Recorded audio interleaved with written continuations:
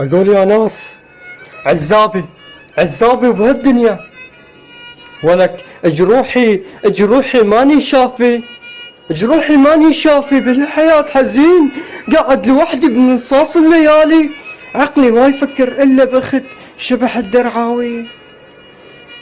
اقول حطيت اصبعي الطويل بكس اخت شبح الدرعاوي، ولا اجا اخوها يلي مسمي بروحه اخته شبح الدرعاوي، قال لي ليش تحط اصبعك؟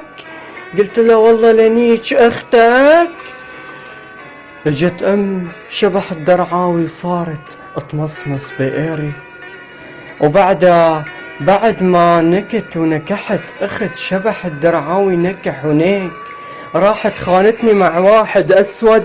يا ناس اني حزين وبقلبي مهموم، منكسر عقلي ما يفكر بالهموم، يفكر بس بالخيانة، ولك راحت الحياة من دونه. اجالي هالفرخ الحد الشبح الدرعاوي، قال لي اعطاني هدية، فتحت هالهدية والله طلعت خواته وامه، والله لا نيج كس امه ونيج خواته. فورا شلحوني هالبطلون، بطلوني صاروا يمصمصوا بإيري، صار يمصمص بوير، وانا مستمتع كلش مستمتع. وبعده صرت اجيب الاقشاط واجلد على طيازهم وعلى قصاصهم لاني عنيف.